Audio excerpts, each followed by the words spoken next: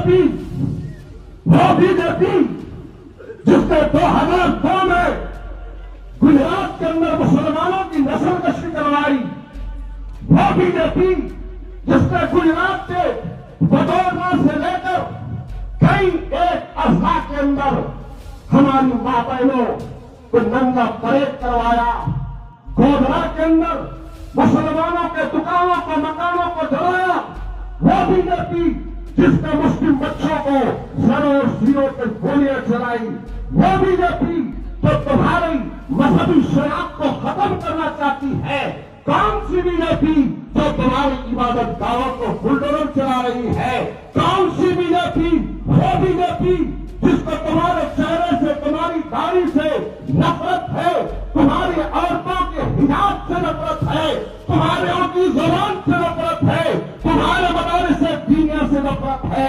कौन सी बीजेपी, वो बीजेपी जिसके लोग आए दिन रसूलुल्लाह सल्लल्लाहु अलैहि वसल्लम की शान रिसालत पे, शान अक़दस पे मान मान रखते हैं, वो बीजेपी, कौन सी बीजेपी, वो बीजेपी जो तुमको हमको खत्म करना चाहती है, वो बीजेपी जिसके लोग तुमको खलिस्तान और पाकिस्तान कहते हैं, कौन सी बीजेपी, वो बीजेपी जो आए दिन नौजहाद के नाम पर तुम्हारे नौजवानों को मारती है, कौन सी बीजेपी, वो बीजेपी जो एक जानवर के नाम पर इंसानों का कत्ल कर रही है, कौन सी बीजेपी, वो बीजेपी जो ट्रेनों में तुम्हारे खाने को चेक करती है, तुम्हारे टिफिनों को चेक करती है, रास्ते में जब चलते हैं तो पीछे से धक्का देकर तुमको उड़ा दिया जाता है, कौन सी बीजेपी।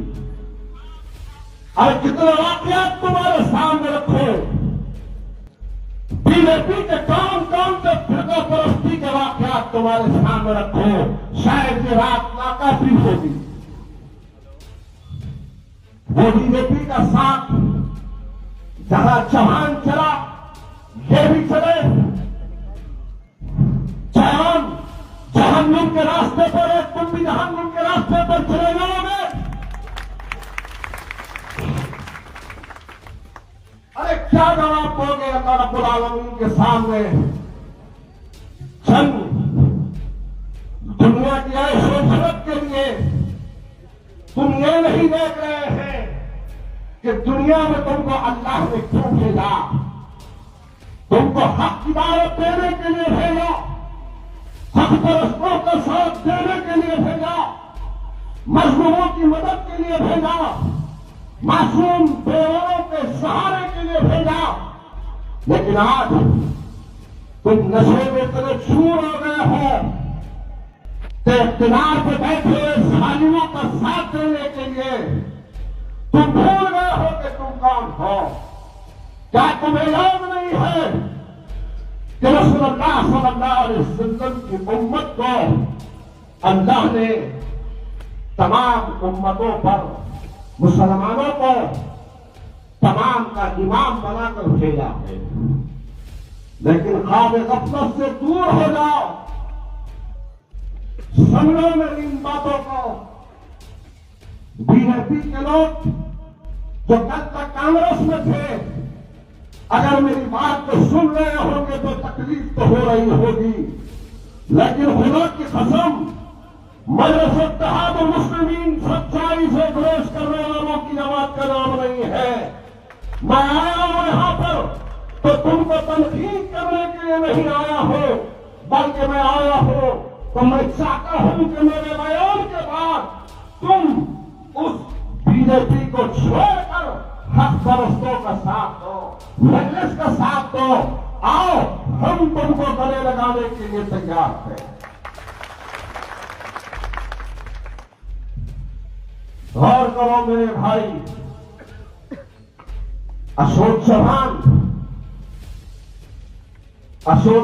को चाहने वालों, एक दो बरस में, दो तीन मरतबा नहीं, कई वर्षों से चौहान फैमिली को तुमने यहां पर ताकत दी है। उस ताकत के नतीजे में क्या हाल, इस्लामपुरा हो, मदीना नगर हो, नई आबादी हो, रेलवे स्टेशन की रोड हो, क्या हालत है। तो इन हालत का जिम्मेदार कौन है? इन हालात का जिम्मेदार कौन है? आज तुम्हारे अपने इलाके में अच्छे रास्ते नहीं है, स्कूल नहीं है, दवाखाना नहीं है, प्लेग्राउंड नहीं है, और खुरेशी मोहल्ले का तो यह हाल है कि सीसी रोड बनी तो आज दिन में और सीसी रोड तबाह हो गई, खत्म हो गई। यह खुरेशी मोहल्ले का हाल है। नयाबादी में रेलवे स्टेशन रोड पर इस्लामपुरा, मोमिनपुरा, इन इलाकों में ये इलाके कब बसे हैं? 3 बरस हो गए इन इलाकों को बसते। 3 बरस से लाने का वक्त था, लेकिन लाइट नहीं, ड्रेनेज नहीं, पीने का पानी नहीं, सड़कें नहीं। क्यों छूटकर बातें हो मेरे भाई? एक नुमाइंदा, चाहे वो मेंबर हो, नगर परिषद का हो, नगर पालिका का हो, असेंबली का हो, या हर साल को और डालते हैं, तो क्यों और डालते हैं? और इसलिए डाला जाता है कि वो आपकी नुमाइंदगी कर सके, आपके इलाके की जो मुश्किलात है, परेशानियां हैं, जो मसाइल है, उन मसाइल को, उन तकलीफ को दूर करने के लिए आप उनको ओढ़ देते हैं। तो फिर हमारे अपने इलाके चीख चीख कर, पुकार पुकार कर क्यों कह रहे हैं कि हमारे साथ नाइंसाफी हुई? अरे ये तो छोड़िए, ईदगाह इतनी मुकद्दस जगह है जहां पर हर बकरीद को, हर रमजान में मुसलमान नमाज के लिए जाता है, लेकिन उस ईदगाह के इहाते में गोबर का ढेर लगा हुआ है। भारी मिलाने के लिए नहीं कर रहा, तकलीफ हो रही है। मैं मजलिस के नुमाइंदों से भी कहूंगा, चाहे कोई हो, मुकद्दस जगह है, वहां से अगर कोई चीज गिरावट डालता है, उठा के फेंको, और उससे बचाने के लिए जो है उसको भी उठा के फेंको। नारे तकबीर, वो इंसान तुम आगे हो।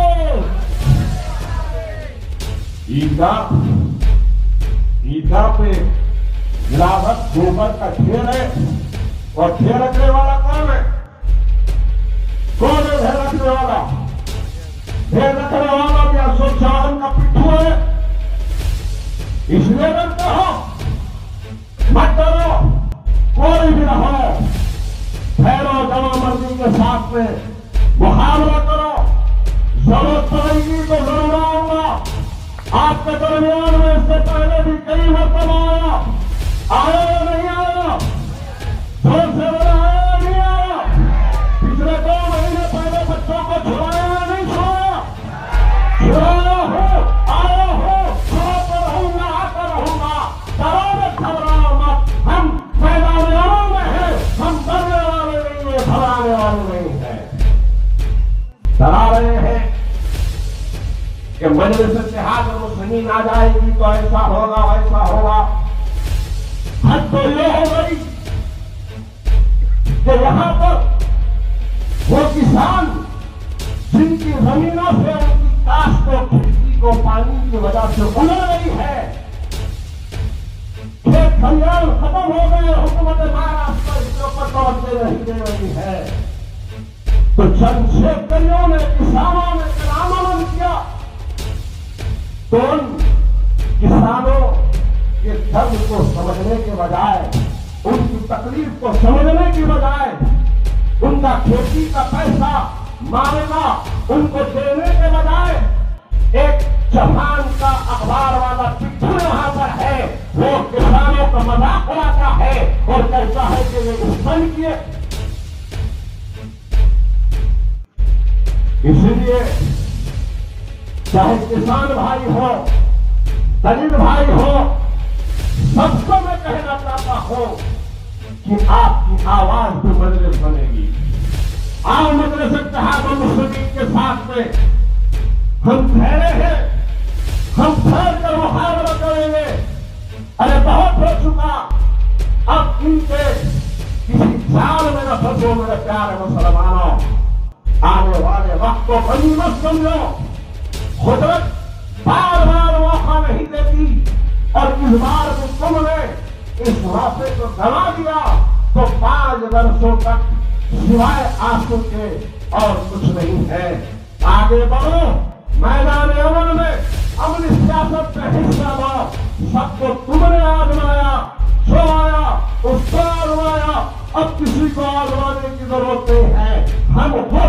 हम खुद मुसलमानों की नुमाइंदगी करेंगे, हम अपनी लीडरशिप को पैदा करेंगे, हम अपनी आवाज को, अपनी ताकत को यहाँ पर और मजबूत करेंगे। ये वजह से कहा मुस्लिम का पैगाम है। कितने मसाइल मेरे भाई आपके अपने इलाके में तबाही ही तबाही है। आप गौर करो, ईदगाह का मसला, उसके बाद आपके बुनियादी मसाइल, उसके बाद खानगी स्कूल तो है यहाँ पर, लेकिन यहाँ से अच्छे कॉलेज की भी यहाँ पर जरूरत है। मुठभेड़ में अभी भी उर्दू कॉलेज यहाँ पर नहीं है। बच्चों और बच्चों को पढ़ने के लिए यहाँ से दूर नांदेड़ का सफर करना पड़ता है। और उसी के साथ साथ यहाँ पर एक शादी खाना है, लेकिन शादी खाना पूरी तरह से तबाह और ताराज है। बना तो दिया गया, लेकिन उसका ख्याल रखा नहीं गया। उसकी साफ सफाई, उसके मेंटेनेंस के लिए अगर बल्दिया की जानिब से किसी को मुकर्रर किया जाए तो शादी खाना साफ भी हो सकता है। वहां पर मुठभेड़ के गरीब और अच्छे लोग भी शादी कर सकते हैं, लेकिन शादी खाना बराबर नहीं होने की वजह से मुठभेड़ के मुसलमानों को नांदेड़ आकर अपने बच्चों और बच्चियों की शादी करना पड़ता है। गौर करो, ईदगाह को 2 करोड़ का बजट आया था। कितने का आया था? कितने का आया था? कितने का आया था? 2 करोड़ का बजट ईदगाह को आया था। लगाए दो, लगाए 2 रुपए भी उसको ले गए। अब ये लोग तो असल चांद के पीछे फिर रहे हैं ना, असल में हम भी बड़े लापरवाह हैं भाई। हम सिर्फ एक दिन और डालते हैं, बाद में हिसाब किताब नहीं लेते। अगर हम जिस तरह हमारे छोटे मासूम बच्चे के हाथ में 20 रुपए 100 रुपए का नोट देकर किराना दुकान पे भेजते हैं, और भेजने के बाद जितना सौदा सब लाने के लिए कहते हैं, और लाने के बाद उससे जो पूरा हिसाब लेते हैं, वैसे ही अगर मुसलमान अपने नुमाइंदों का हिसाब लेना शुरू करें तो फिर वो लापरवाही नहीं बरतेंगे। लेकिन हम क्या करते हैं? हम और लेते हैं, छोड़ देते हैं, और उसके बाद 2-2 करोड़ रुपए वहां पर भी बंदिया में बैठे हैं। फिर इससे भी लोग हैं, फिर वो भी है।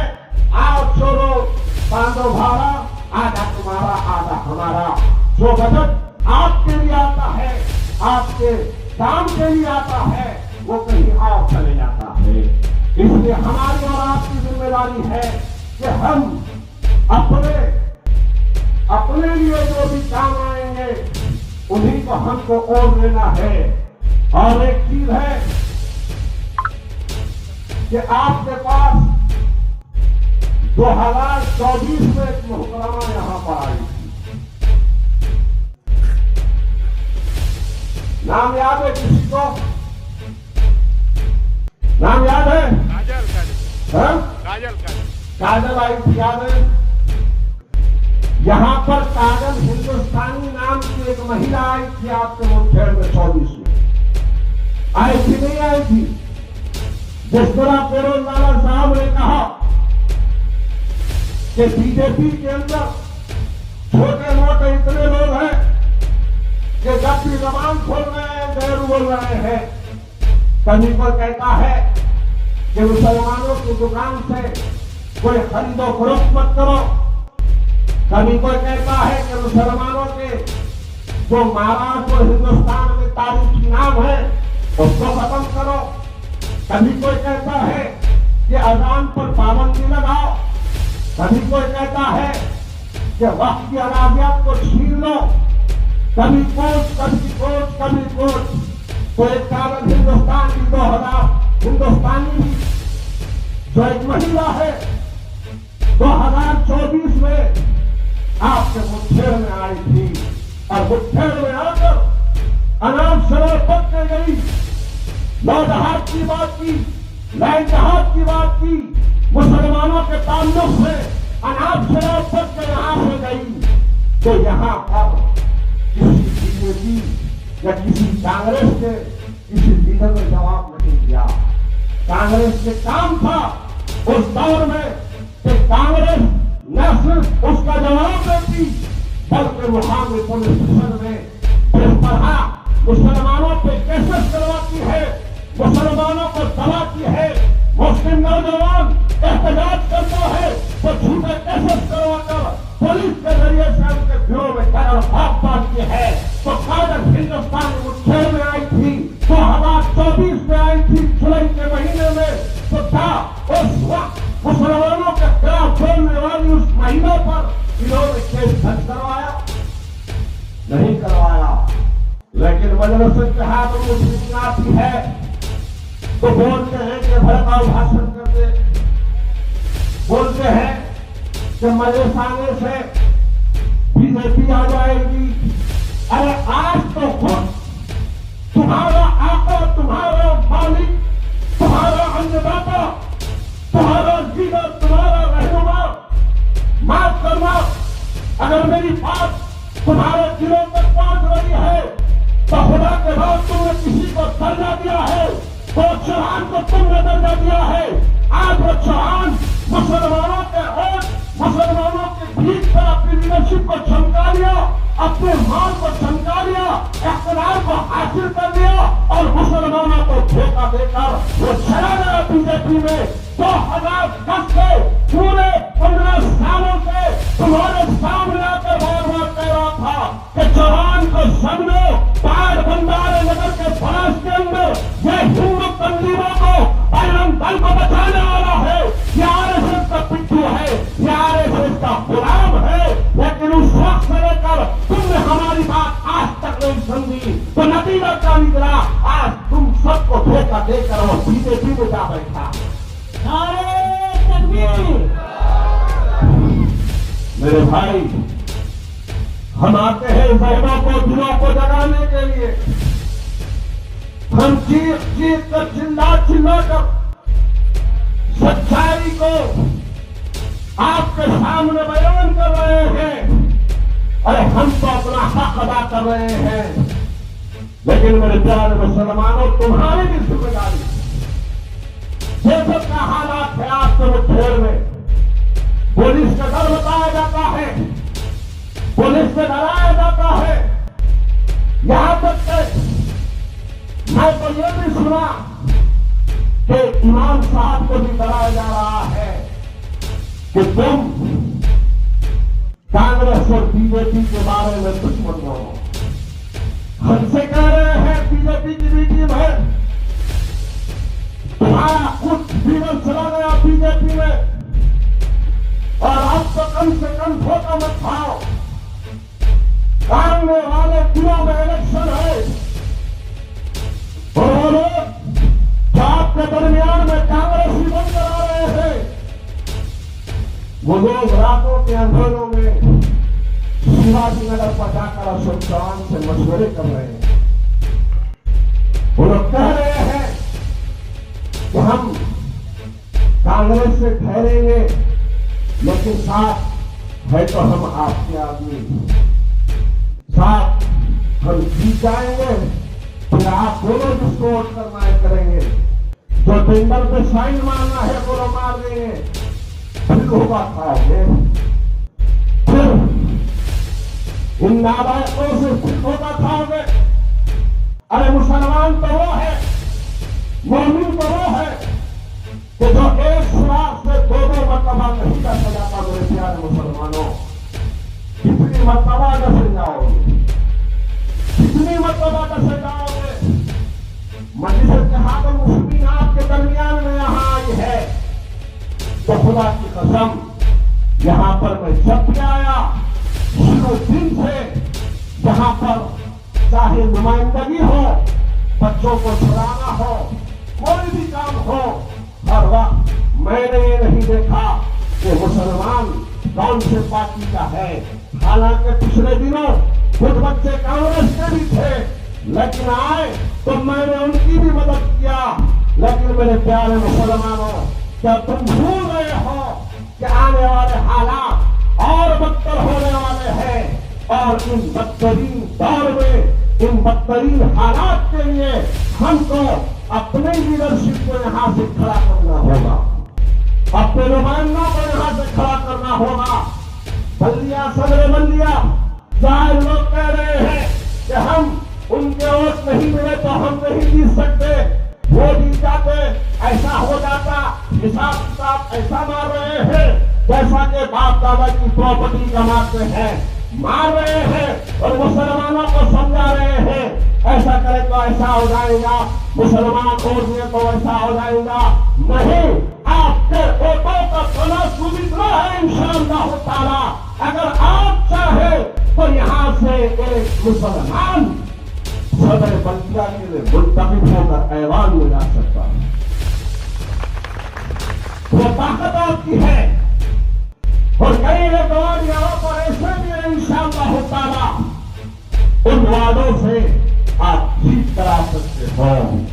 बहरहाल आपके सामने कहना नहीं है कि बहुत हो चुका, सबको आपने मौका दिया, सबसे आपने धोखा खाया, लेकिन क्या तुम नहीं देखते कि तुम्हारी अपनी आवाज हिंदुस्तान में कोई उठाता है तो हाथ पैसा से जीवन से उठाते। क्या तुमने कांग्रेसियों से सवाल किया कि तलाक सलासा का मसला आया तो कौन ऐवान में बोला? क्या कांग्रेस के लोग ऐवान में पार्लियामेंट तहरीर में नहीं थे? क्या तुमने एनआरसी के मुद्दे पर नहीं देखा कि कांग्रेस के लोग मौजूद है, लेकिन फिर कौन भाग रहा है? कि तुम नहीं देखते कि तुम्हारे अपने बुजुर्गों की आबाद की जमीनों को जो वक्त की आबादी है छीनने का कानून बना, क्या कांग्रेस के लोग वहां पर मौजूद नहीं थे?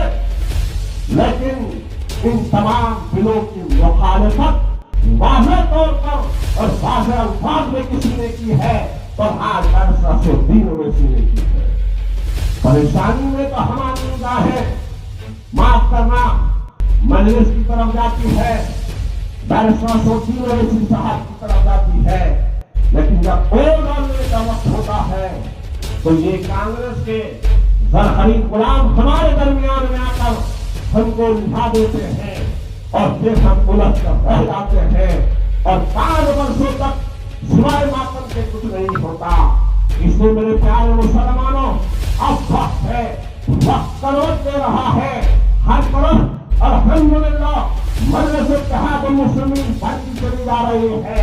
आपके इस इलाके के अंदर भी उस मोहतरमा से जो 6 महीने पहले चुन के आई है, पत्रकारों ने सवाल किया उससे, पत्रकार गए, पत्रकारों को तो कानून का सवाल करना, जाके उस मोहतरमा के सामने माइक रखा और कहा कि ये काम है, ये काम है, ये काम है।